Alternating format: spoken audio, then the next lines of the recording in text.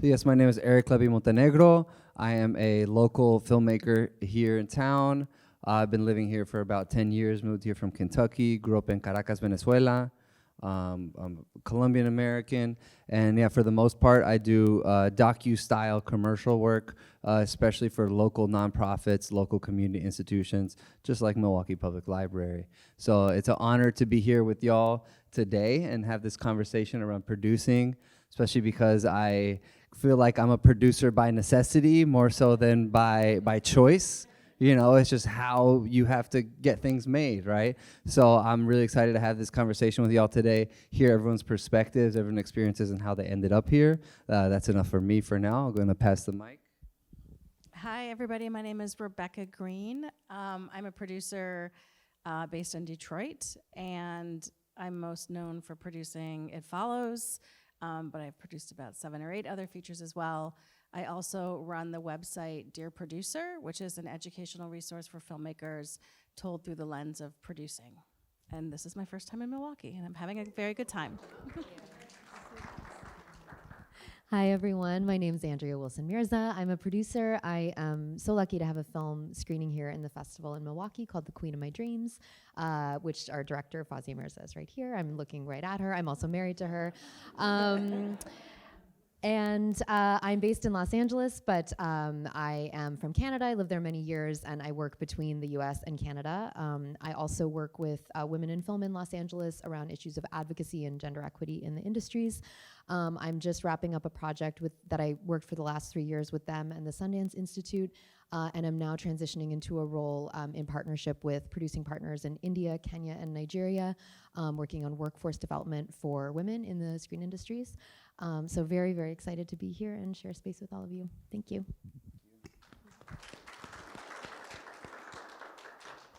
Hey, I'm Jeff Kurz, and I am a former studio executive. I worked for Miramax Films in Los Angeles for all of the 1990s.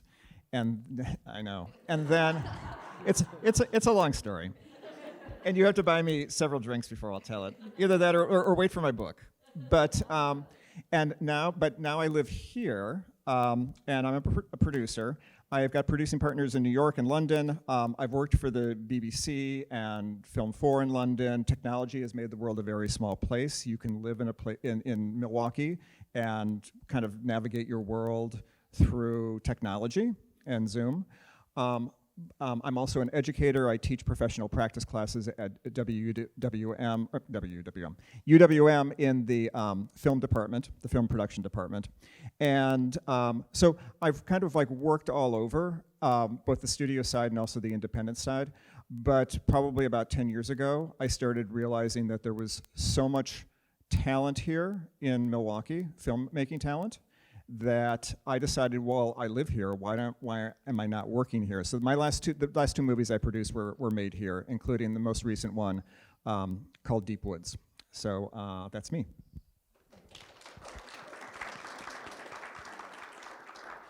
Well, since we have introductions through, I'd just like to get the conversation started. I was wondering, one thing I would love to hear about y'all is a quick introduction into how you ended up as a producer. You know, like I said earlier, I'm a producer by necessity. I just want to make films, so that includes having to do all the logistical sides and figure out how to, you know, take an idea and give birth to it. But other people have different paths. You know, a lot of other people, they had that innate, you know, plan to become a producer. So I'd love to hear from the three of you about how you ended up in your position as a producer. Yeah, I mean, mine was a little haphazard. I started my love of film through photography in high school, yearbook photos, things like that, took some film classes, and then I went to school at the North Carolina School of the Arts, and it's an arts conservatory program where after your first 2 years, you do everything, kind of round robin in small groups, and then your third and fourth year, you have to declare a concentration. And, you know, in doing all of the things, I just really gravitated towards producing. I love script development. I do love contributing aesthetically, but have never wanted to fully take on writing or directing roles. It's just not been a desire. So I love that producing is both that creative component and, you know, the just managerial, you know, expertise and coordinating, and like, I just like to be the boss, and you're the boss as the producer. And so I just started doing it, and I just felt, yeah, I really enjoyed it, and it was satisfying in all the different areas. You really have your hands in every aspect of the process. Sometimes, not the best because you're the first one on a project and the last one to leave. It's tax time. I was just doing taxes on all my movies. So, it's a long process, but I love that I am involved in every stage of it. Hell yeah, thank you. Sure. Well, I'm a producer because I'm a control freak. And so as I said, I was a studio executive for 10 years. I did acquisition, so I was buying the rights to independent and international completed films for distribution in the United States, or North America. But also, I was in charge of production for certain movies. And that's how I learned to be a producer. And I made a lot of mistakes, which was really important for me because, and it's important for everybody to make mistakes because unless it's fatal, you always kind of come out the other side. So that's how I learned to be a producer. But when I was an executive and there were other people producing these movies for me, I felt like I was in a war. I felt like I was in a big battle, and because I had no control over it really. So then after I left the studio, I just decided that I had so many relationships in the industry that it just made sense. I was also a writer, and I've written scripts, and they've been optioned, but nothing has been made. So I really found that my skills were really in organization as a producer, and I'm really kind of happiest when, and I love the challenges of being a producer. I wonder if I am a control freak. I don't know. I'm like questioning. I'm like, wait, I think I know. I'm coming to this realization. I do like to be the boss also. That is true. But yeah. But I came to producing because I started in the business as an actor, and I think the reason I started acting was I grew up doing dance, and there was opportunities to make money as a dancer working on films and things like that, and I really didn't see women having any other jobs in film and in television other than being on camera. Like when I was being filmed, when I looked at the other side, it was all men. And so I sort of just understood that was the only place I could be on the set. But then I was always surrounded by these other actors and dancers and performers that were so talented. They were writing, they had these projects they wanted to make themselves, but no one had any money, no one had any resources, no one knew how to get from A to B. And I, through that process and those relationships, discovered what I really love, what I had an affinity for was connecting those artists with resources. So that was like going out and finding $100 here and $100 there and putting it together and finding them a place to rehearse and finding them a camera and shooting it. And so it was very organic. It was just like this need, seeing the need, like seeing the people that had the stories that needed to be told, and then seeing all this money over there and wanting to put it together. And I still feel like that's what I'm doing every day. No matter the budget, it's like just connecting art to the resources it takes to make that art. And I think that's the life of an indie producer, and that's what I remain passionate about and continue to be inspired in it, because there are still so many great artists that are over here while the money is over there. Thank you so much. That leads us into this next question. You already touched on it. A big part of what the producer does is making sure that a film has the resources it needs to go beyond being an idea, right? And that's really one of the big learning curves for any filmmaker, is figuring out, okay, I have this idea, I got a script, I got cast, location, everything written out. How do we fund it, right? So that would be my big question for y'all as people with way more experience than me in producing. How do you take that step of getting a project funded, whether it's a commercial project or a short documentary, no matter what the format is? How do you figure out how to connect a film that you're passionate about with the resources that it needs to come to life? You have 3 budgets for every project. You have your ideal budget, which is like exactly what's on the page. You have what the market can withstand, right? So what are people actually funding and for how much? And then you have the last one, which is, but how much can I actually raise, right? And so you go through all stages of that when you put a project together, and you end up with what can I actually raise, and in that process, you're also adjusting your project to match, well, you're supposed to adjust your project to what you can actually raise, and then you go out to market. And there is no magical answer to where do you find money. It is a series of making connections and meeting and talking and pitching and doing that over and over and over again, and being in rooms and being at film festivals and meeting people, that you eventually get to people with funding. And the key to raising money is having something that is unique, that is personal to you, that can connect with audiences. Like, it's all the reasons why you love movies. I think one of the biggest mistakes filmmakers make is that it's very clear that a movie matters to them, but they can't articulate it why it would matter to anybody else. And that is kind of, in terms of like someone making their first feature, the thing that I see the most. And of course it has to matter to you, but if you can't articulate why you're going to care, why he's gonna go to the movie, why she's gonna go see the film, then you really just have no chance. And it doesn't have to be like a movie for everybody, but you have to be able to articulate who that audience is that's gonna come out for that film. And then, I have a film that's premiering at Tribeca in June called All That We Love with Margaret Cho, and I first read the script in 2016, and it's just coming out into the world. That's how long these projects take, right? So you just have to know exactly what you want, why you're trying to make this movie and who it's for, and then be very patient. Thank you. Sure. One of the things that I want to say is that we as producers have all had different experiences, and sometimes we're going to say things that might contradict the other, and it's not because we're right or one person's right or one person's wrong. It's just that we've all done things in a different way, which is great because there are so many different ways to make a movie, right? So as far as financing goes, as I said, my last two movies were produced here in Milwaukee using all local talent, not on the screen, but certainly the crews, because the crew here is fantastic. But one of the things that a lot of people don't, particularly my friends in LA, don't get what I'm doing, because there are people who are making movies here for very little money. We're talking $15,000, $50,000. A friend called me a couple weeks ago, and she said, I've got $4 million and I want to come to Milwaukee and make a movie. And I said, well, first of all, don't tell anybody you've got $4 million because you can literally make 40 movies here for $4 million, right? So the economy here is just, and I'm not saying it's neither right nor wrong. That's just kind of the reality here.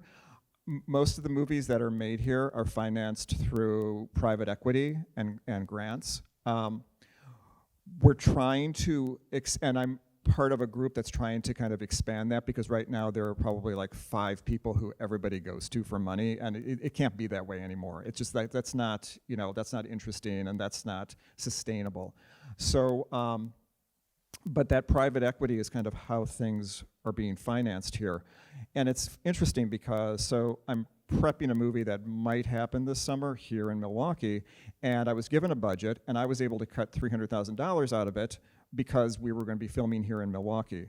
And then the international sales agent came to me and he said, no, you need to put money in for financing fees, and I had to put another $200,000 back in. So that's not the business that I want to be in. So it's just about the pots of money. Where are the pots of money? And sometimes you do have to, sometimes it can be very expensive, and sometimes it isn't.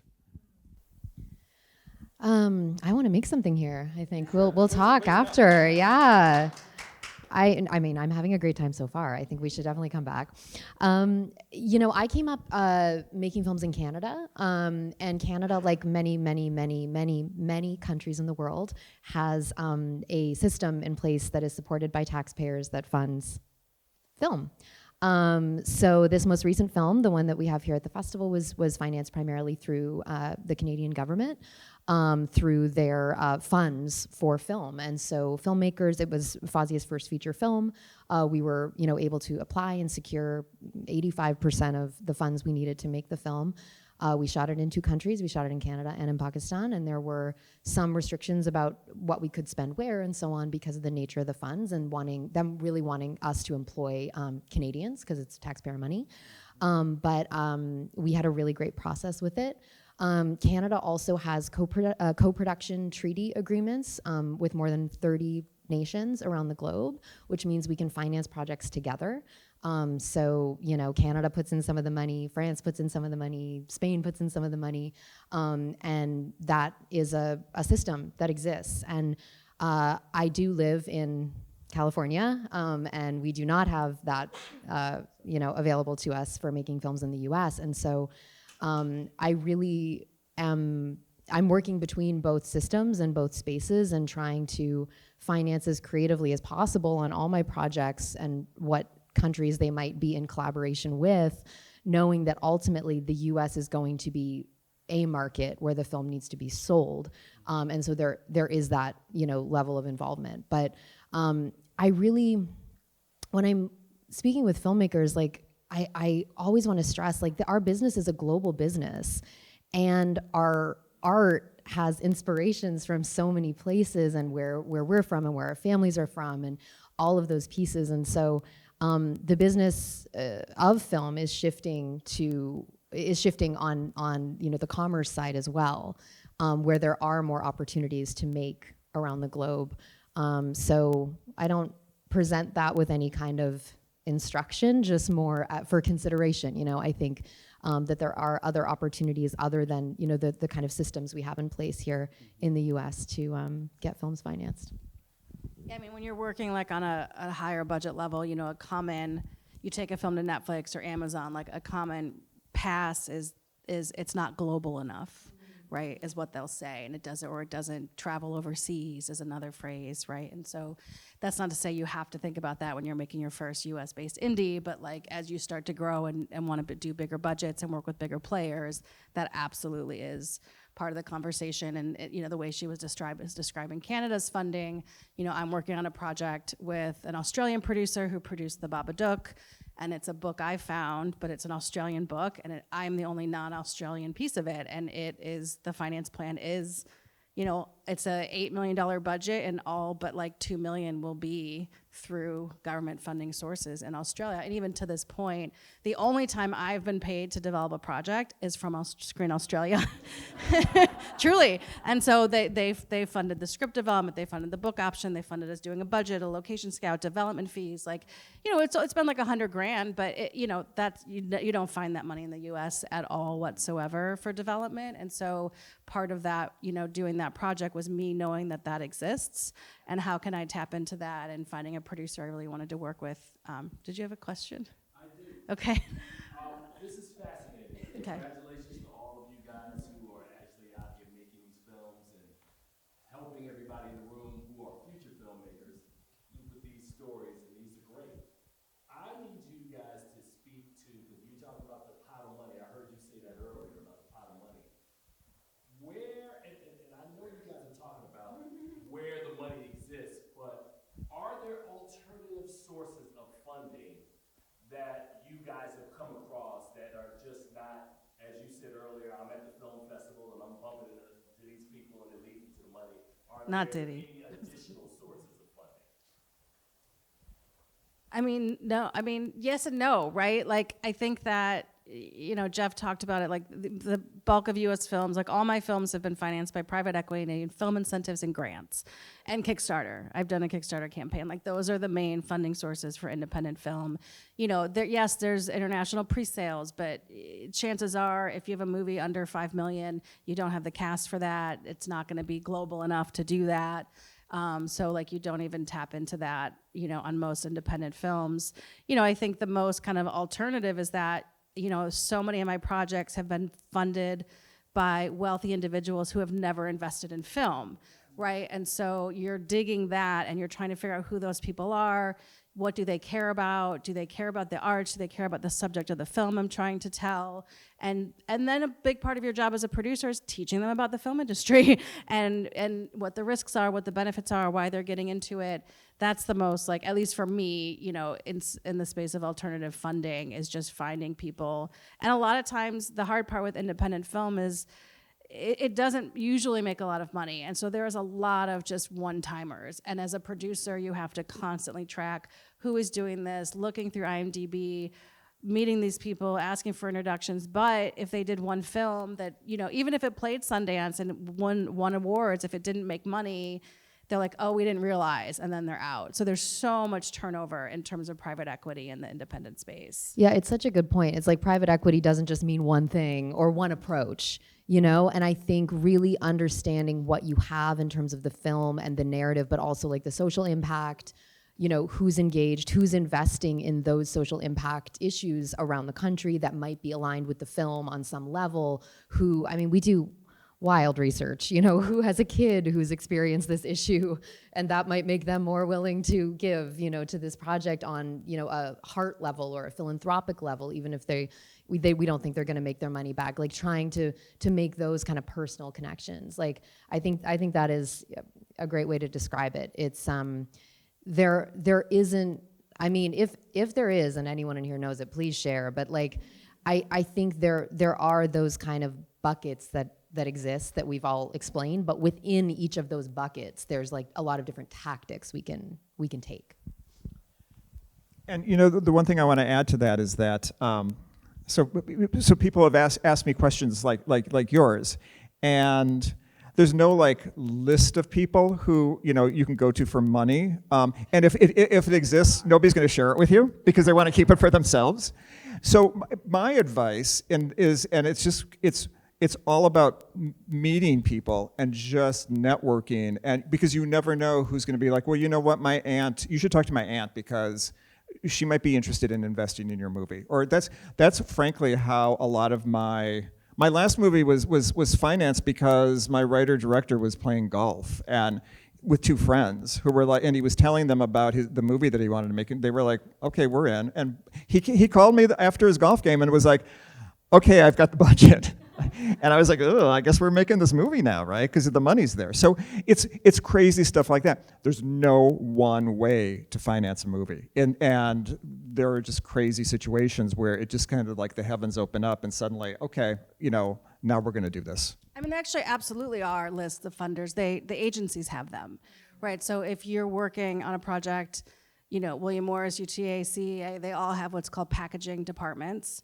And they are the people that are putting projects together with you as a producer, and then they go on to then sell your film for you at a film festival. And so, like the Margaret Cho movie, for example, we were working with CAA, the director's rep there, and the main funding source came through a relationship of mine that they put in $2.5 million. We needed another $500,000. My rep at CAA sends me 20 lists. We get on the phone. She's like, probably no, let's send it to this person. And it ranges from production companies to just private individuals that CAA, because these agencies rep financiers as well. So they're funneling projects to financiers. And so, you know, those are also people that are really important to meet along the way because they have those. And you know, in the same way I was saying, the private equity too, that like Jeff's talking about, that you're just meeting out in the world, the people in the business shift their mandate just as much. And so somebody I thought was looking, like I knew last year they were looking for this, well then CA would be like, actually no, they're no longer doing that, now they're doing this. Like it is quite a job to stay on top of what everyone's doing and how they're shifting and what they're looking for. One thing I would love to add to this conversation so far about, you know, where the mechanisms for funding is coming from, I think you highlighted in a great way, talking about getting access to government funding. You know, as someone who grew up in Venezuela, grew up in Brazil, I watch films all the time where the first slide you see is Ministry of Culture funding this, Ministry of Culture funding that. Some of the best Latin American films I've ever seen. So in comparison, what we're talking about in the United States is appealing to the ruling class for money, right? So then you should recognize that in the United States, your creative expression, your freedom of expression is completely hindered by this model of appealing to the ruling class for money, right? Which is, it's fine to operate within that context to get your film made, But eventually we are going to need to break that mold, right? And maybe it doesn't look like the American Ministry of Culture, right? Because I don't even know what they would be promoting. But we have to look up from bottom-up methods of funding our films, going straight to the impacted communities that we're targeting. That was already mentioned as well. You know, I think there's a great George Lucas interview where he talks about how, you know, the early Soviet cinema had way more creative freedom than American cinema at the time, during his time, because he's limited to what these ruling class individuals want to fund, right? So I think it's important to kind of flip it on its head, this idea of living and working in the United States, the so-called land of the free. It's the opposite, right? You're more so constrained by ruling class sensibilities living in the United States if you continue to operate within that model. And again, that is the world that we're in. So we have to navigate that. We got to get the money to fund it. But if the model never gets broken, you will be perpetually stuck in that. Stories that folks don't want to hear will not get made, right? So in my personal experience, I was recently working on a film in Colombia, in Bucaramanga, Santander, called Una Historia Sin Permiso, a story without permission, about a series of politically motivated assassination against the student movement at one university, where, you know, over 70 people were murdered in a scope of a few years for their union activity, including staff at that university, right? And that was a very difficult film to get funding for, because people, you know, don't want those bodies uncovered, right? And that's why the film exists. But the same, you know, the thing that makes the film a necessity is the huge obstacle. People don't want to have their names associated with a film that is literally uncovering these stories of these politically motivated assassinations. But we got funding from the same university where the assassinations occurred, right? Because of the student movement there, because of the union leadership there at that school, right? They were interested in preserving, we call it memoria histórica, historic memory. They were interested in preserving this historic memory. We got funding through local unions, right? And even then, some of the funders pulled funding a week before production started, because they kind of got cold feet. They changed their mind, right? But by appealing as close to the grassroots as we could, by going straight to the impacted community, straight to even the venue, the site of the violence, we were able to find the funding, right? And again, the upper class funders were never gonna fund something like this, right? And now we're in the stage of, okay, the film's done, how do we get it distributed? How do we find film festivals that care about a story like this? But yeah, I just wanted to kind of interject as well and kind of highlight the way that we fund things in the United States is not inherently free, right? So how do we get around that lack of freedom? And again, this has been mentioned, but crowdfunding is a huge innovation. Obviously, it's been around for a long time. Spike Lee was doing crowdfunding. Now we have these websites, right? And in the case of shooting Sin Permiso in Colombia, you know, getting US dollars translates so much more into Colombian pesos, right? Second most devalued currency in Latin America, right? So literally every dollar makes a huge impact. So, you know, every film you're gonna make is gonna have a different context. So I'm not to say that this is a model that can always be replicated, but, you know, I think that the most impactful stories are not the ones that are gonna get the big funding, and you're gonna have the biggest struggle creating it, right? And again, in order to be practical, we do have to navigate the world we're in, but we're never gonna break out of that if it's the only way that we're able to fund films. So transitioning out of that, I would love to ask the speakers here, what are some of the biggest obstacles that you have as a producer that you have to overcome on a regular basis in order to fund a project? Yeah, well, and just to wrap that up, I will say, it's, you know, every country's different, but these like Screen Australia and Canada, they have a limited, it's highly competitive as well. So everybody who applies doesn't get money. You know, it's like we actually got funding, and we needed a polish. We were asking for 10 grand. They weren't happy with how far the script had come, and they said no. They give notes, they're involved, you have a development executive. So in a way, in certain countries, you're also kind of like working with a little mini studio. Like they absolutely are involved. They definitely support emerging filmmakers, which is nice, but it's not, they're not just giving you a grant and saying, go make your movie either, right? So in itself, those still have those challenges, as I'm sure you can speak to. too. I think the biggest challenge is, I mentioned patience earlier, and I think that working with your filmmaker and explaining the long haul and the process and dealing with disappointment. My mom would always say, I don't know how you're in this business, there's so much disappointment. And that's probably the hardest thing. And it's the persistence of it and sticking with it. And this movie I have, it's been 8 years. And it's not, 24/7 for 8 years, but like, do you keep going? Do you let it go? Do you move on? How do you keep doing this? How do you make a living? Like, I have never, I've also had a studio. I used to be a studio executive at Lionsgate and Paramount, and I worked at Sundance, and I've been freelance for 10 years, and I've always managed to pay my bills, but in the 10 years, producing fees have never fully sustained. I've always worked another job, and so that, also is part of it, of just knowing you have to have a parallel track that is also going to bring in income, because there isn't a turnover of projects so fast that it's doing that. And even on, my last 2 movies were each $3 million, but I only made 30 grand, right? So it's not like even on that higher budget, low budget level for 8 years, right? It doesn't do it. So you really have to kind of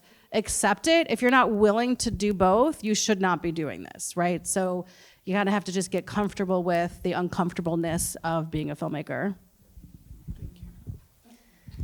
Oh, so many things. And thank you, Eric, for what you shared. I 100% agree. And I think, I've I had things said to me in some of these, spaces when I talk about, the power that can come from, a socialist approach to filmmaking. But people say, well, then the government's controlling your content. And I completely agree with you. I think there are many cases where our financiers want to be very hands-on in what we're doing, and I think that is true with the power dynamic that's at play there in many cases. I think I work, exclusively with queer filmmakers, with filmmakers of color, and we're in a very challenging moment right now on many fronts with the contraction of the business at the top level, all those stories you see about mergers and all of that stuff happening at the big level. And then the political, of course, right, squeezing on the other side, and how, some of these cases at the Supreme Court level are being taken into policy for these big studios. And even as we're speaking as independent filmmakers, what's happening on the highest level is impacting us on the smaller scale as we are trying to get our projects made and our storytellers' stories told. So even if we can find a way to make these films, which in my case with the film that I have here at the festival, we did. This is a queer Muslim story that we had a lot of financiers in the US say no, and we had to find the path to make this film. But that film has to be seen somewhere, it has to be distributed, and sales and distribution are part of your financing picture, but they are how your film reaches audiences. And so even if you manage to make it through the obstacle course of raising the money and making the film and getting to great film festivals like this with the film, we still need someone in that big top level of that big scary business to buy the film. And so I would say that that's what I feel the most intense challenge around right now, is I know that I can be innovative and scrappy, and I work with so many brilliant people that can turn $1 into what looks like $100,000, but we gotta get the film on screens and we gotta sell it, and that piece I feel is my greatest challenge right now. I want to piggyback on what you just said, because so there are fewer buyers for completed films now than there used to be. And you have a lot of, and I'm not throwing shade on anybody, but right now we have a lot of newer, smaller distributors who have been emboldened because there's so many movies to buy out in the marketplace that they're not offering very much money up front, and what they're basically doing is that they are kind of buying in masses and throwing spaghetti at the wall to see what's going to stick in case they can get a hit, right? And back in the day, so like maybe like 10 years ago, you guys will probably remember this. I remember a distributor like IFC would be like, give you like $50,000 for your movie. And at the time, I thought, well, you know, what good is that? And now $50,000 for some movies is considered really like, you know, a really great minimum guarantee, you know, advanced money. So, and by the way, I mean, I'll just be honest, I got the best bad deal that I could get for the last movie that I produced. And I know people who made movies that I think are probably better than that one, who didn't even get my bad deal. So you do have to be very kind of careful about how much money you spend on your movies, because you just want to make sure that you need to have a very a kind of a frank and realistic outlook in what the distribution model is like. You know, the challenges are like all the way down the line in terms of being a producer, right? You know, it's all about financing. I have a lot of projects that I'm in development on, meaning there's a story, like as Rebecca was you know, explaining. You know, she had a book that she optioned, and she was developing that into a film. And I have a lot of projects like that, and it's harder and harder to find money to pay writers. We all do a lot of work for free, so we all have to figure out like how we're going to pay our bills. My analogy is always, and this is going to totally date myself, but it's like the 18-hour bra with no visible means of support, right? But that's just but that's what we chose to do. And I always feel like I'm too old to be jaded about this business, because I've seen like everything happen, right? And I'm just going to like continue to do like my personal thing until, you know, and each milestone is a victory for me, right? But I get, you know, and to piggyback onto what Rebecca was saying, and what her mother was saying, really, is like I get told no all the time. I get told so often that if somebody says yes to me, I want to talk them out of it. I'm like, really? Like, everybody else said no, why would you say yes? So, but that's just part of this business, and it's just something they have to get used to. Thank you so much. Yeah, I think in my personal experience, you know, knowing how to take the L is one of the strongest skills to develop as a producer. You know, I'll share something kind of vulnerable. So yeah, I run a small production company here called Palante Visuals. And like I said earlier, it's mostly nonprofits, mostly community institutions that I serve. You know, a lot of them don't have a lot of money. A lot of them want you to think they don't have a lot of money. But you know, recently I'm 5 years deep. I've hit the point where I just started getting folks reaching out to me for proposals. And I'm like, oh, what's a request for proposal? What does that look like? Let me see if I can draft up a few proposals. And I'm like, oh, they're in my inbox. They must want to work with me. They must be interested, right? So I spent all this time working on proposals, time that's not spent on editing for clients that I'm behind on maybe, right? And then, you know, you could give a whole week to a handful of proposals. I didn't get a single acceptance out of like 4 different proposals I worked on this month. And it was a huge knock to the confidence, right? Especially when I'm like, well, why are they in my inbox then, right? They're just to waste my time? And obviously it's not to waste your time. They're interested in you as an option. There's other options as well. And it's been said Milwaukee is full of freaking talent, y'all. So it's not even a thing to not get chosen, because, you know, the homies got chosen. You know, lots of good talent is out there working on this project, and maybe you'll get on the next one. But that, you know, not taking it personally, I feel like is a huge step.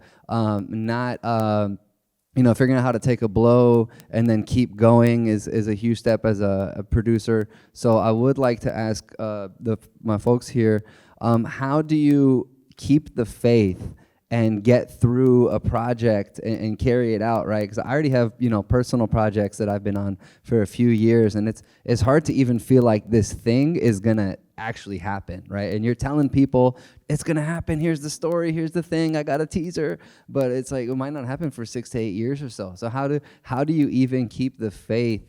And not only well, you have to convince yourself in order to convince others, right? So how do you convince yourself that your idea is gonna actually happen and that you're not like spinning your wheels on this personal project?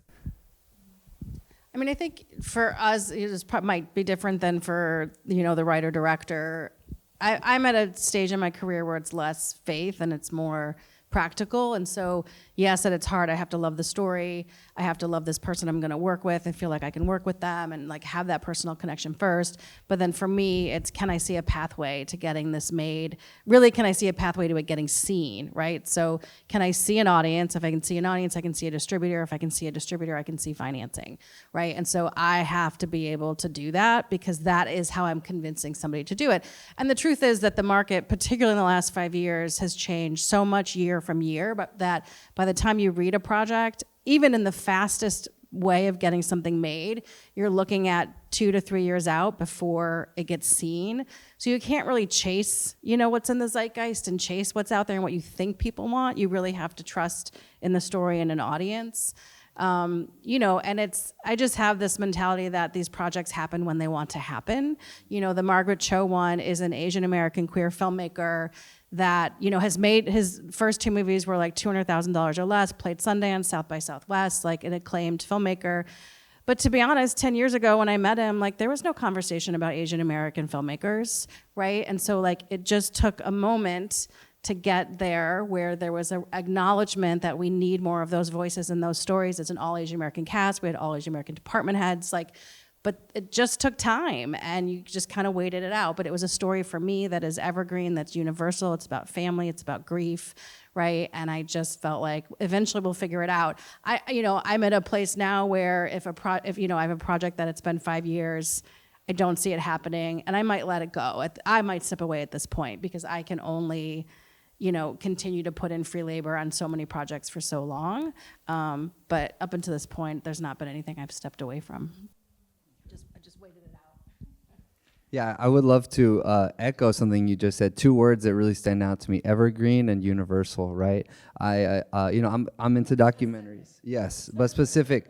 Right? So I am into documentary. I came into that via journalism, and I realized for me, journalism was too of that moment. You know, the color of the leaf changes as you blink and the story is no longer relevant. In documentary and a lot of film stuff, we want to tell these stories that are about a particular unique experience or a particular moment in time, but ultimately we're talking about the human experience, right? So when you say universal and evergreen, that really sticks to my head about you know, how we find these stories that we can feel like it's about a niche thing, like something in my neighborhood, but what is it about that thing in my neighborhood that is really just ultimately human? So I love to hear that. You know, I just wanted to echo that, the idea of being evergreen and universal. You know, I think one thing that will always keep me going, as maybe like completely bananas as this is like, I do believe in the transformative power of cinema. Like, and I'm not saying that as like a catchphrase, like I literally believe it. It changed my life, it saved my life, you know, and I believe that it continues to do that. And so I think that we have to continue to have independent voices, creative voices, human voices, creating this work and telling the stories at every level. So that keeps me going. And on like a practical level, I think, you know, having a production company, I think about this a lot. And my wife is my creative partner, and, you know, we work on many, many, many projects together. And it's like making a big meal. Like you have all your burners on, right, at like different heats, because you've got different things that have different cook times and different ingredients. And then like you got this thing over here, and then maybe you got someone else who's actually leading the charge on, you know, chopping this thing over here. Like it is so, it's like everything going at one time, like what you described with your writing proposals, your editing, your all of that. We have 2 like doc projects that we're not directing, creatively leading, we're just producing, you know, that are happening over here. Like it is being able to have all of those things happening so that you have the thing that sustains financially, you have the thing that feeds you creatively, you have the thing that might hit the market in 3 years when it's the exact right moment, like just sort of having all of that going. And it takes so much to put all of that into, you know, that meal. But we believe that it's, you know, for a higher purpose, then I think it's worth doing. Yeah, you definitely have to have the passion for what you do. And because it's, you know, like, you know, we all kind of have like various streams of income at any given time, right? That some can kind of disappear, but then sometimes, once again, the heavens open up and there's like a new stream of income. But What I was, so I get offered, ideas from time to time, and what I have to, because I have a limited bandwidth, I have to decide whether this is an idea that I can do anything with it, because it doesn't do anybody any good if I get involved with an idea or a project and then I'm not able to kind of follow through with it or be effective, right? I know who my network is, and so if there's a story that I think is great, but I don't think that I'm the right producer for it, I don't hesitate to say that. It used to be that, like, bring me your projects, bring me your projects, bring me your projects, and I can't do that anymore. But there is enough out there that's interesting to me, and my network is strong enough that we can figure it out. One of the things, Eric, that I wanted to say is that over the last couple of years, I've kind of had to redefine my definition of what success is, my personal success, right? Because I came up with producers like Jason Blum and Christine Vachon and David Heyman and I can't compare. They're great people, and they've all had their own career path, and I can't compare myself to them, right? Because I'm on my own path, and what I'm doing is that's what's happening. So you do have to have that commitment. Frankly, I tell my, I mentioned that I teach these professional practice classes at UWM, and I'm honest with my students, and I say, you really should be going into healthcare, because that's where the jobs are, right? But you can't tell a 21-year-old what to do with their lives. And by the way, it's none of my business what somebody wants to do with their life. So if they want to do it, give it a shot and see what happens. Yeah, I love these answers. I feel like each one of us has a really good perspective, and I really like the metaphor of cooking on different burners. I always looked at my own creative practice like tending a garden, right? Different seeds get planted at different times, and they might bloom at different times as well. Like an orchid is only going to bloom once a year.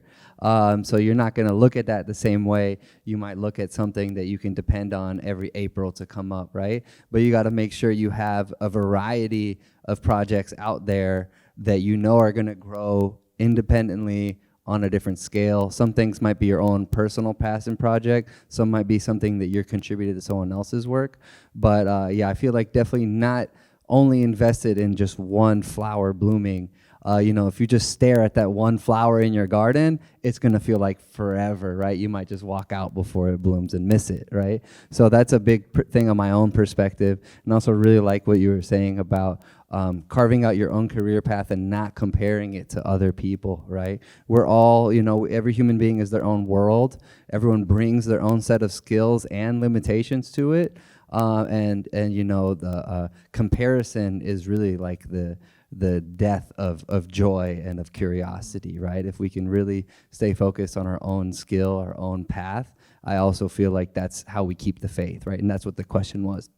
How do we keep the faith over years and years of working on something with little or no funding? So, I want to add something to that, and also something that Rebecca was saying also is that these projects kind of take on a life of their own, and it's all about timing. I've got a project set in the Native American community in Black River Falls, Wisconsin, and I've been working on this for a long time, and so long that when I first went out to financiers or production companies for development money, their attitude would be like, well, where are all the white people, and who wants to see this movie, because it's an all native cast.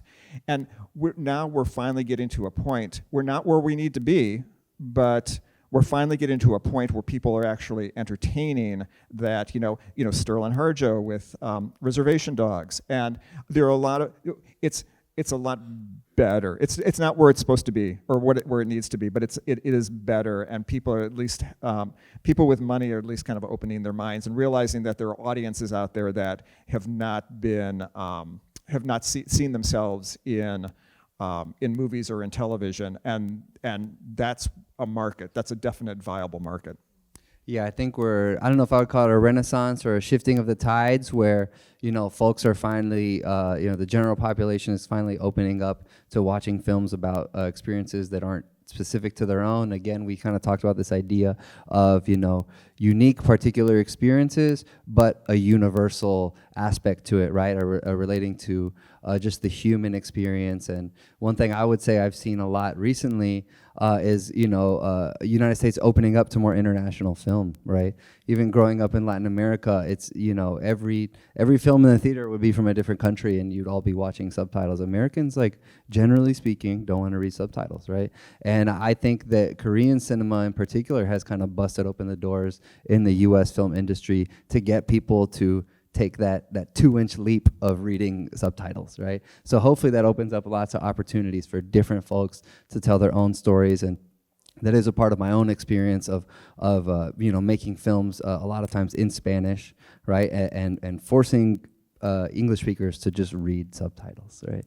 And that's fine. So I would love to open it up to the audience for questions. I do have one last question before we get there. For our panelists.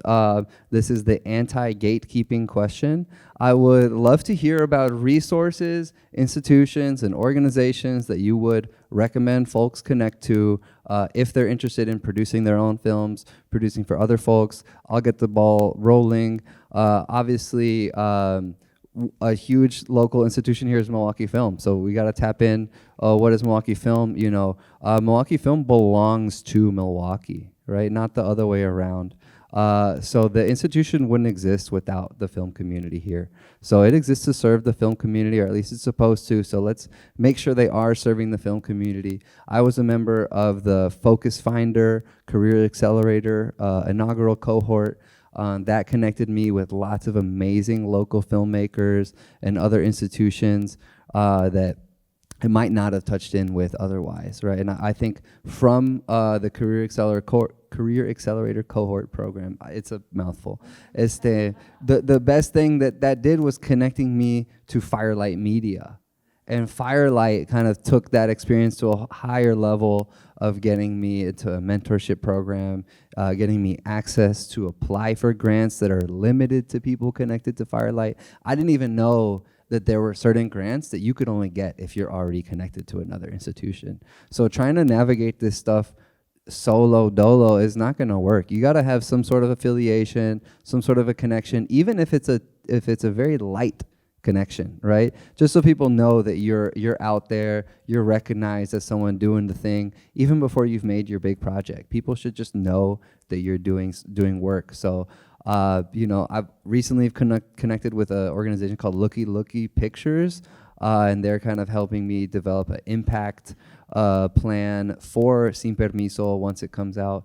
So yeah, those are just my own personal recommendations, but I wanted to ask our panelists, what are a couple examples of resources, grants, institutions, organizations, anything that upcoming filmmakers should connect to in order to get their feet wet in producing? Well, my resource is my own Dear Producer. It is the only website out there solely dedicated to the craft of producing. I launched it in 2018. It's just me. I run it. It started as interviews with producers and has since grown on. I did a producer sustainability report. I have distribution databases. And I'm in the third year of giving out the Dear Producer Award, which is I give 4 producers an unrestricted grant of $50,000 each, not for projects, for them. It's for mid-career producers who've produced at least 2 feature films. We'll be announcing the third cohort of producers in a couple weeks. And also on the website, I created, it's at the top, but it's called a producer support guide, and is a list, it's just an Excel doc of all the resources specifically for producers, both labs, grants, programs. So you can just look at the Google Doc and they'll all be there. I love that. So yeah, if you got notes or anything, write down Dear Producer. Don't slip on that. Dear Producer. We got the founder right here. So, Dear Producer. All right. Yes, having those like hubs of like go here and look through all the links and look through all the things is so important. I echo that 1,000%. I love that you shouted out Milwaukee Film. I want to say film festivals, and not just the biggest ones, have been incredibly impactful in my life as a producer, as a filmmaker, and in the lives of filmmakers that I know. I came up in LGBT film and the LGBT film festival circuit, which is its own whole ecosystem and space. I used to run a film festival in Toronto called Inside Out. And at Inside Out, we actually started, it's the world's only feature film financing forum for queer film. So you can apply, anyone can apply if you've got a film that centers queer or trans characters, and you can go and you meet with financiers, and we set up meetings for you, and that happens every year. Newfest in New York does unrestricted grants for queer filmmakers in partnership with Netflix. There are all these great programs, and more of them are starting to support producers or be like a producing directing team or things like that. And there's so much support that I personally have experienced, and I think as film festivals go through their own challenges, it's really important that we as the indie film sector, like we support each other, you know? So we go there for support, they come to us for support. It's like a virtuous cycle. So I definitely want to shout that out. You know, what I want to add to that is the idea of just like doing the groundwork and the research on who the talent, the new talent that is in the film world, or television world too, but in the film world. A lot of my job as a producer is paying attention to who's made their first feature that I think is really interesting, and they're going to be a lot more accessible in terms of looking for their next project. Also looking for, so I mentioned this Native American project I have. I reached out to a couple of organizations in Canada, which has like a much stronger indigenous network than the United States really does. And through them, I got turned on to a filmmaker who is attached now to that project. And she's fantastic, and it turns out that a lot of people want to work with her. And the writer who I approached after I attached her was like, well, yeah, I want to work with her too. So, you know, so now I have this really nice package. So, but I have lists and lists and lists of new filmmakers who are interesting, and if you go on to IMDb Pro, sometimes they have their own personal emails on there, and I'm not shy about reaching out to people. I mean, Rebecca and I were first connected maybe like 7 or 8 years ago, and I just I admired the movie that she produced, It Follows, and so I sent her an email saying, hey, it was Skype back then, but would you talk to my producer's class? And she's great and very collaborative and said, yes, I'm happy to do that. So I just, you know, and by the way, I get ignored a lot too. And that's kind of like, sometimes I'll send out an email and I don't hear from people and I just forget that I sent it. You know, you have to have this veneer. You do have to like have this shell of like the people you reach out to, if they're going to answer you, they'll answer you. If they don't, they don't. But just be scouting. I'm always scouting for new talent. Thank you. And one last thing I would add to that, I got this. I'm hearing this idea that I really like of being a big fish in a small pond, more or less of navigating smaller film festivals. But also, we're in Milwaukee, right? So that's a part of just the experience of living in Milwaukee. It's not LA or New York, right? So there is a smaller film community here, and that means that you can have a larger presence in that film community, right? And that means that it's easier to get your face and your name out there, and it's easier to build a relationship with people, which I would say is one of the most important things about filmmaking that it kind of gets underscored, is just how relationship-based it is. And how, this is a team sport. None of us is, going to be able to carry out our film alone. We need a whole crew of people behind us. And a lot of times, you're going to find your village more or less by just going out there and doing filmmaking, regardless of what role you have on set. Take time and talk with all of your peers, learn about what their experiences are like, and develop like genuine friendship, right? Because like networking is one thing, right? It'll only get you so far, but actually being in relations with people and be genuinely invested in their work, that is only going to pay off in dividends that are going to last on a more long-term basis. I can't tell you just how many friends I have made through being a part of the Milwaukee film community, and how many opportunities have come my way years later from someone that I worked with on set who was like, you know what, you were just a fun person to have on set. We enjoyed your company. You were helpful, right? So I would say, no gatekeeping of friendship, right? Let's actually be on set and be peers, right? treat each other with respect and kindness and generosity. I think that is also one of the biggest ways to come out in the film industry. And it's definitely a way to hold on to your humanity while you're, a worker in this system. So yeah, that's kind of my piece of advice for when it comes to getting things made, is actually get to know everyone in your city that's doing the same thing as you or doing something different. Learn from them and ask a lot of questions, right? I've always kind of been, I've been a PA on lots of sets where I'm like asking the camera guy, like, okay, what kind of memory card's in there? Like, why are you shooting in this codec, right? And it sounds stupid, but it's really like how you learn and how you demonstrate to people that you're thinking about more than just what's on your plate in that very moment. You're thinking about the larger practice of filmmaking, and you're thinking about the humanity that is behind any artistic production. So, those are some of the main questions that I wanted to touch on. I want to make this as helpful and practical for everyone in the room here. So let's go ahead and open it up, and we're gonna pass one of the microphones over to you to ask your question. Don't, make sure you speak into the microphone because the audio is going from there to the cameras. So let's get a good audio capture. You know the vibes. So if anyone would like to ask any questions to anybody, feel free. Let's open it up. Hi, this is a general question for all of you. My name is Paulina Lule Bugembe Kuahara. I am an actor and a filmmaker residing in Milwaukee. So a lot of you talk about like working with, I think it was you, Rebecca, working with your storyteller, like working with the person who's filmed, or was that you? Maybe that was you. Sorry. Working with your storyteller, working with the person who you're creating with. And I'm curious to know, like, yes, being creative and having an awesome idea is like one of the first things.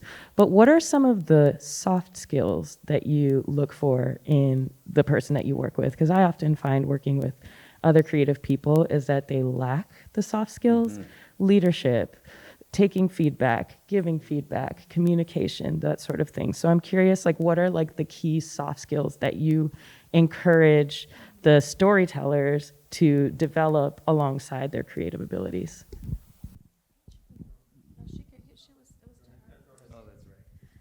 It's such a great question, and I think a really insightful one. All of these relationships are partnerships. Like they're very. I feel that way about the director-producer relationship, and especially if you're, a lot of times in indies we're working with writer-directors, and so there's that additional level of this is personal, this is your story, this is, I think something that is so valuable for, and I do see this as kind of the work of a producer in many ways, it's a lot of what we do, is, what you mentioned where, working with your creatives to ensure that they're receiving and processing feedback in a way that is helpful and constructive.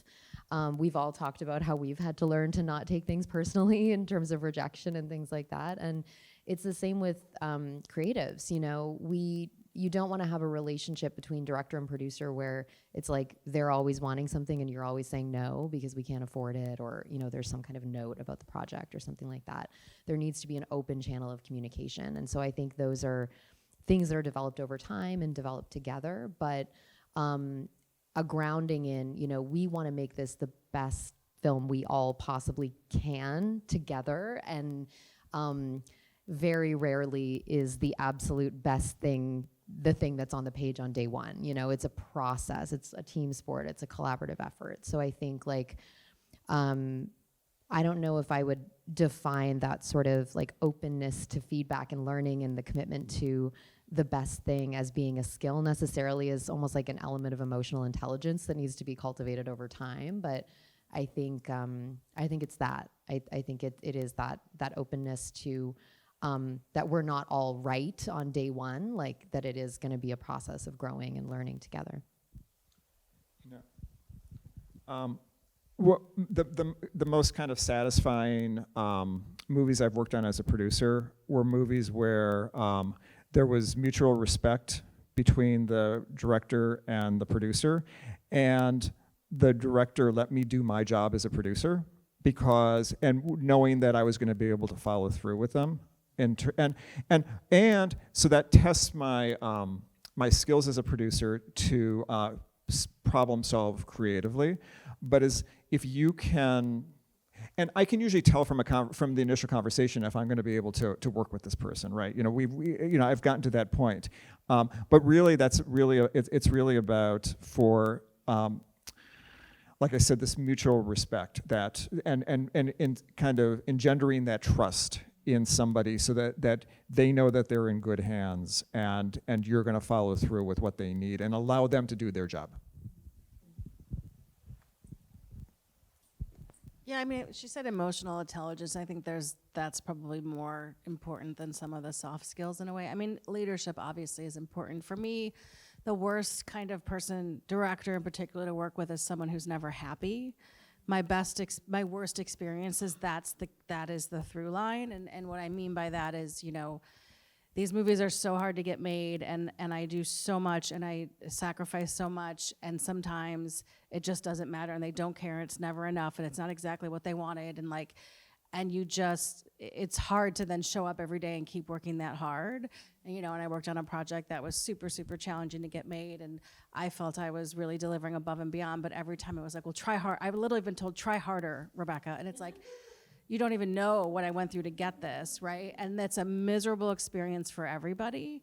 And your ability as a director to, you come on set and there's 60 new people and you're working with all these new people, and how can you connect with people in short periods of time and get to know them and see people as humans and that it's not all about you, right? And so many directors, it is just all about them and their vision, and it just won't take you very far.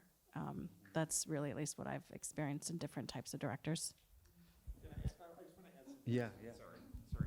I also want to say that, so we're actually leaving out as a producer, also one of my main roles is making sure that my crews are happy, because a happy crew is going to go the extra mile for you. So be respectful, to your crews and know their names. And if you're not if you're not paying them well, at least try to feed them well. But just make sure that they understand that they are important, because that is what's going to make the difference between they're going to perform for you in ways, and just have respect for your crews. I think a big part of having respect for your crew is also kind of recognizing that the people you talk to aren't going to know the same things that you know, whether it's about your film, the story, the subjects, or even the practice of filmmaking. So don't talk down to nobody. Don't be insulted when someone didn't research deeply into your script before showing up on set, or they don't know a name of like a certain industry term. Be willing to explain things to people. Obviously, there's an expectation of professionalism on set. You should have a certain skill level on set, but you should also still be willing to just meet people where they are, talk to them like a human being with respect and dignity, and make sure you're not kind of belittling people on your set. There's a general theme of like, you're not gonna have a functional crew if you're not just a good person to people on your set. And that's a very basic thing. And also, and pay them well, pay them right. That's another thing, especially your PAs. You have a question before you leave? Was that it? Of course. Thank you. This has been great, and I've been a producer for decades. The one thing I can say, adding to what you're saying, is if you don't know the answer, don't make it up. Mm-hmm. Elevate that up. And the one word I never like to hear is, I think, if I'm asking you a question. So if you're not sure, just say, oh, I don't know. And then you can go and find out, because you're not going to look dumb if you ask questions. You're actually going to look smart. I mean, smarter, like, man, whatever. And there's a lot of great films here, so I hope you guys check them out. All right, thank you. Thank you. All right, so next question up. Let's see those hands. Thanks. Hi, I have a question for Rebecca. I'm really curious about when you started your website, was it something that you felt like was a gap in the industry? Was it a gap in, like, you had some projects that weren't moving, you decided to do it? And then how do you decide within that, like, how much of your free time you put into that? Because I can imagine you get a lot from it that helps you with your work, but those kinds of online things can also just, like, be a huge suck too. Yeah, no, thank you. I you know, to be honest, the first desire was I wanted something that was mine, because as a producer, I'm constantly serving other people all the time, other people's visions, projects, needs, and I just wanted something of my own. But you know, I managed the Sundance Creative Producing Lab for 4 years. I'm also the lead creative advisor for the Film Independent Producing Lab. I do a lot of teaching, and there absolutely is a gap, and I knew that. And I really wanted to just shine the light on the work that producers were doing, because there just isn't recognition for the work, and there's really a lack of understanding in the business of what the job is. So those were the two things that I was really going for. And like I said, it just started with me interviewing my friends. You know, the volume is really, it is just me. I have a couple of people that help me here and there with copy editing and things. I did the woman who funds the Dear Producer Award. There's all for documentary producers also, I should have mentioned this when I asked resources. There's a group called the Documentary Producers Alliance, who I also amplify. I just published something that they did this week, and they're fantastic. And they've been around since like 2016, and is much more of like a membership base. Dear Producers just subscribe to the newsletter. But so I've received a grant. This woman has given both me and the DPA grants, which was then considered some extra income. It covered my, you know, expenses. And it kind of ebbs and flows. Like, I do a lot of writing, and so it's really about when I'm inspired, when I want to talk about something. You know, I was in production last year. I didn't do as much those couple months I was in production. So it's just like balancing it out, and it's where is an creative outlet for me, and I've become a better writer in that sense. I don't really have a long-term plan for it. There's no business plan. There's no, like, it's just something that's mine, and I've thought about. I think, you know, if you've watched, like, as you guys know what the Blacklist is, right? So, like, I was part of the first Blacklist as an executive, and it literally was screenplays that nobody was attached to. The Blacklist now has, like, Brad Pitt attached this, and A24 attached this, and it was, like, nothing. And so I've watched Franklin grow that, and I'm like, I could take this and make it bigger and grow it, but then I have to raise more money, and then I have to have a schedule, and I have to give output. I could charge for it, but then if I'm going to charge you, I want to make sure I'm giving. And I like the flexibility, and that it's just something that I do when I want to, and so that's just kind of what it's going to be. It wasn't a gap necessarily in time that I had to do. I just was really motivated to create something for myself. Thank you. We got another question. Thank you. Hi, everyone. I'm Patrick Michael. I'm a visiting filmmaker, writer-director. Thank you so much for everything you're saying. It's very eye-opening.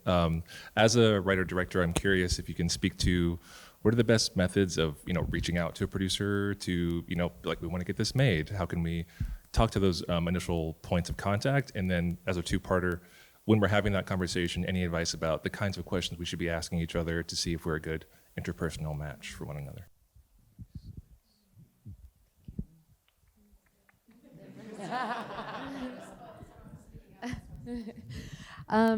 Thank you for that question. I mean, I think you like so many things with producers, as you were saying. I feel like you ask that question to 3 producers and you'll get 3 different answers, because like people do have, to your point, the interpersonal, you know, the ways that we like to interface with people and connect.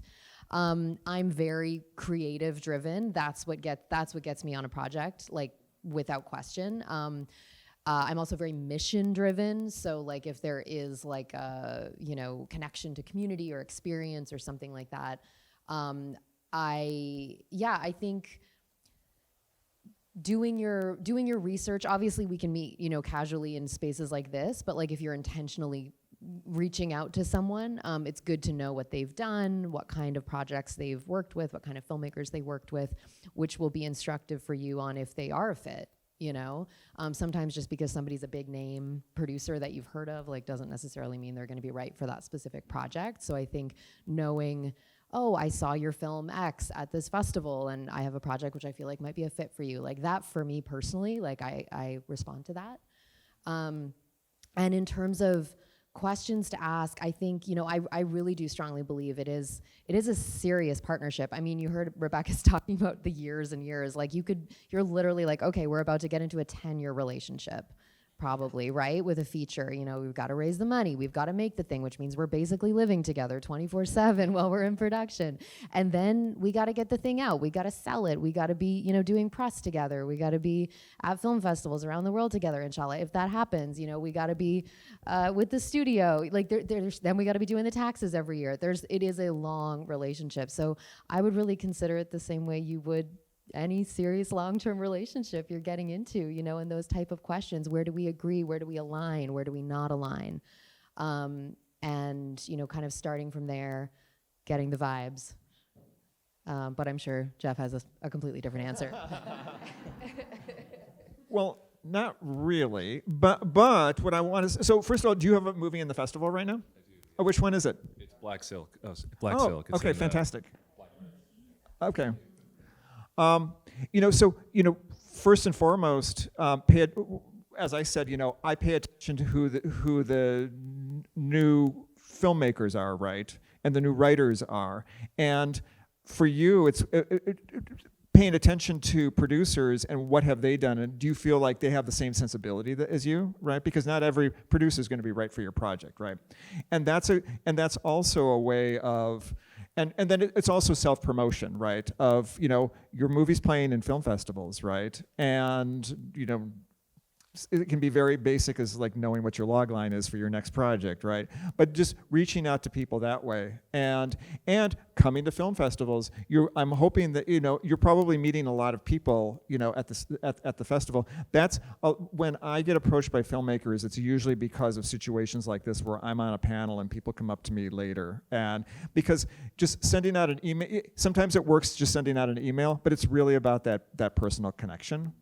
So that's, you know, that can be very helpful. But just once again, like doing your homework, who are the producers who you think would really get this, who are at a position where you could actually get to them and have them be effective. And one thing I would add to that quickly before passing the mic is just to complicate it a little bit is that not only is there the aspect of a personal relationship of can you vibe, can you gel, you know, can you stand to be in a room with this person? But also, like, what is their business practice like? How do they treat people outside of personal relationships when they're in a business relationship? Are they respectful to the people they're responsible for? Are they paying people adequately?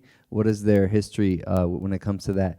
And one thing I found that's been an obstacle for me trying to, you know, grow my business from being like just me trying to do everything and having a producer is there's going to be people that you will love them as individuals, and maybe you love them when they're on the camera, but when they're a producer, it could be different. Or maybe just in general, you might gel so well, be very similar people, but if the way you do business is different, then it's not going to work out, right? So it has to be that sweet spot of like we get along, but we also look at business from the same perspective.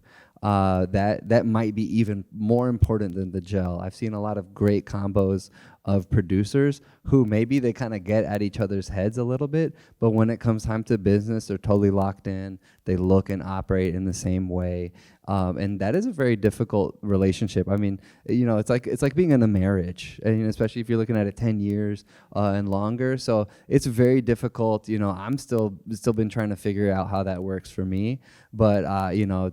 When you think one thing, the personal side might be totally set, you got to make sure the business side of everything is also set. Yeah, just quickly, I agree with most of the things. I actually don't like when people say, oh, I think this would be good for you. You have no idea, you've never met me. And I prefer that you ask, are you looking for new projects? And if so, I would love to know more about what you're looking for. Like, I'm also not looking to work with a first-time director right now in my career, and also like the amount of emails I get that's like, oh, I love It Follows, this is like it. Like, I already made a horror film that's now on the top films of all time, horror films of all time. Like, I haven't made another one yet because no one sent me one better, right? So it's like, I'm not Jason Blum, I'm not trying to just rehash over and over again. And so just because I made one horror film doesn't mean I'm making another, right? So just don't assume those things and more open up and ask questions and I don't like if you're just doing a cold email, I don't like the pitch right away. Like she said, I've seen your films, I love your work. Are you looking for something? If so, what's the best way to send you more information?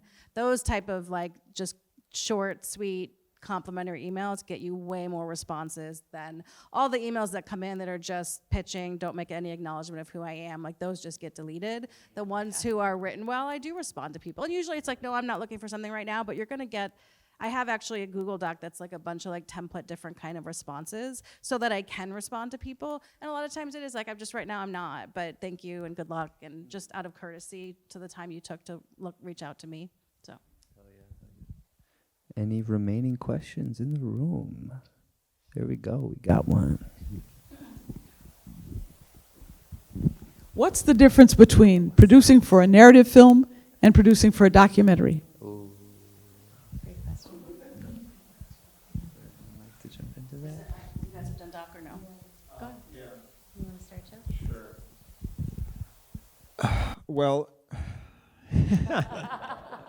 well, here's so okay. So I just had to like shift my gears, right? So I have worked in the documentary world, and really, in my mind, for me, it is so the documentary filmmaker is the storyteller, and definite. And when I get involved as a producer, is probably after everything has been shot, and because a lot of documentaries, the story is put together in the editing room, right? So that's where I can be most effective. Documentary filmmakers, I find, are so resourceful that they kind of just like, and they work on, and it's not like they don't have a huge crew, right? It's just like them running around with a camera for the most part. You know, maybe, you know, there's probably, you know, sound person also, but it's a small crew, so there's not a whole lot of crew to manage. And just like the whole infrastructure is completely different, right? So as for me as a producer, I'm most effective when it's ready to, like, it's in the editing room and the story is being told. Yeah, it's so different, and I love it. I love working with doc filmmakers so much, but it is it's like a completely different job than narrative film. Even if you have similar personnel or shared people on projects, it's so different. I have 2 doc projects right now. One, we came on when it was already shot, and we came on, you know, to sort of give notes starting from the edit on, and then help shepherd it on the film festival circuit and for sales and things like that, community engagement. And then we have another project that we were in from the very, very beginning. And on that project, we have another producing partner who's really a story producer. Like, she's with the director every single day that they're shooting, and like segment producing, really, almost, in a way, which is a totally different set of skills than what I have, you know?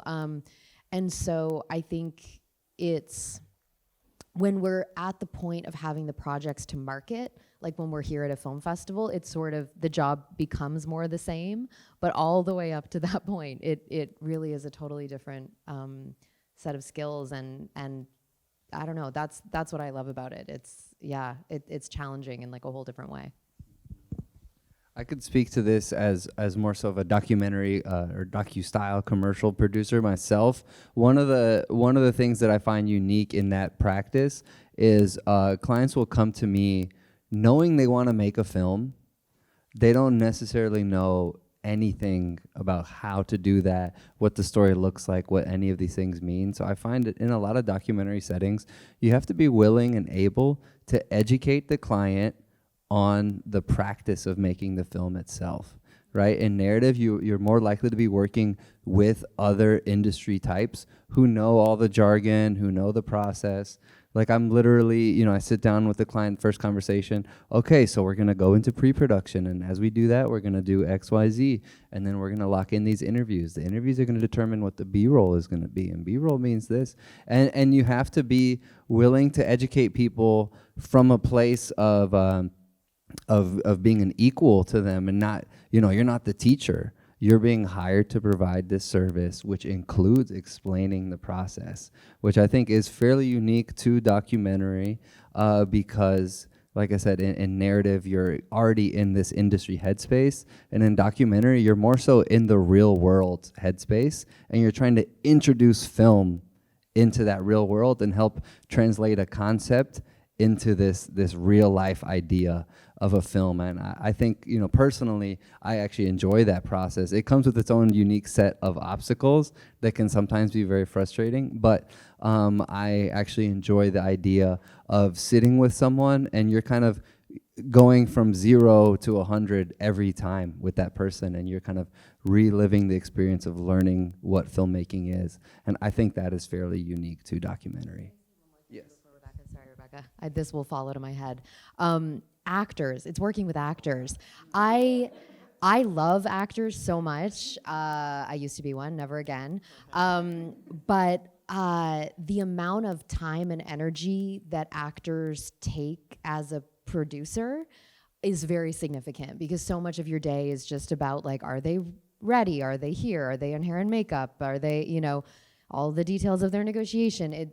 Are they involved with the financing? There's a lot of energy that actors take. And so on the doc side, to be working with non-actors is it's one of the reasons I like working in both spaces also, because it's a nice balance, and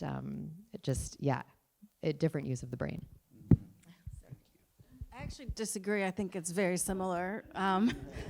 And subjects can be just as challenging and require just as much legal and vetting and hair and makeup and all the things. And so I think, and I say it's the same structurally to me, they're all similar, and the financing structures are similar, deals are similar, you know, sales are similar, festivals are similar, distribution. Within there's the specificities, but the big outlook of it all to me is very similar. You know, I think on the financing side in particular, there is a cap in the terms of in documentary. Like a high-end documentary is a $2 million, where I just did a $3 million, and to me that's the high end of low budget, right? So like there's less ability to move up on a bigger scale unless you're, you know, Stanley Nelson or Steve Jobs, or not Steve Jobs, Ken Burns. Sorry, I don't know how that in my head. Steve James is what I meant to say. You know, and so there's that aspect to it. But otherwise, for me as a producer, the big picture of it all, you know, production structures are different and smaller, but you still have all the same components.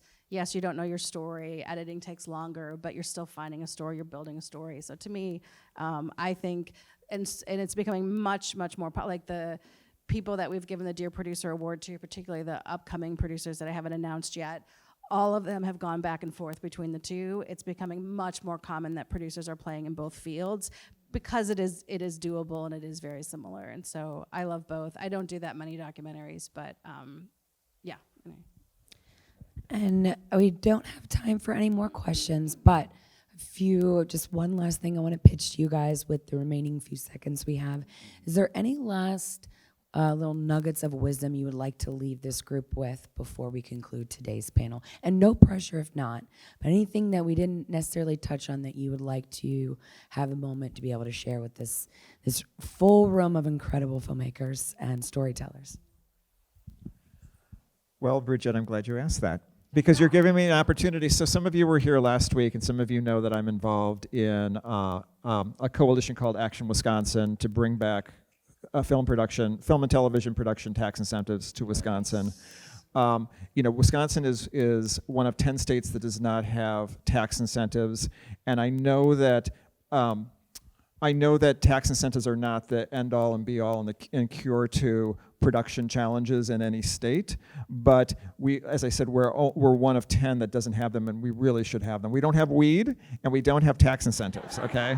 Crazy. So, and you can be most effective. We have some postcards in the back. Right now, it's all about contacting your legislators. I just was at the Stranger Than Fiction short documentary program before I came over here, and there was a short in there that was shot in Milwaukee about this woman who works with people to expunge their criminal records, you know, when they were unfairly treated by the legal system.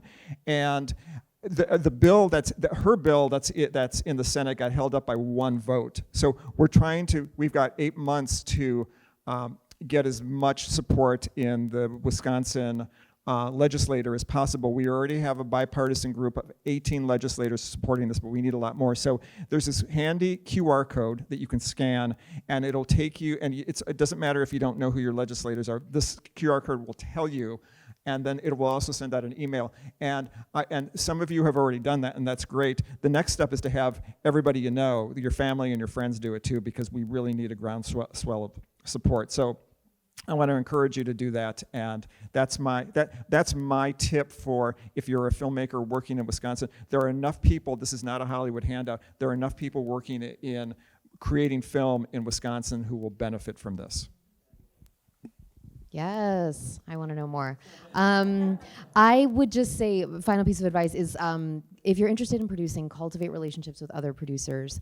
Again, it's not just about networking, it's about community, and many projects have multiple producers, so you need collaborators to make it happen. You will be working with other people at different stages of their careers throughout your career. So it's not just about like, I need a mentor, I need someone above you. Yes, you do need that, but you also need to grow your lateral network. You need to know who's coming up and who's producing shorts that are at the festival and things like that, and really, really cultivating that community. Dear Producer is also a great resource, you know, and it's like, who else is doing the kind of things you want to do, who could potentially be a collaborator in the future or someone you could learn something from. Highly recommend. Amazing. One thing I would say as a filmmaker more broadly, as a storyteller specifically, the space in which you're going to be the most capable of creating your film is going to be a space where you are invested in telling a story that you are kind of uniquely positioned to tell, right? That means that you are uniquely interested in this concept, right, in the subject, but you're also uniquely positioned in your ability to make that film, right?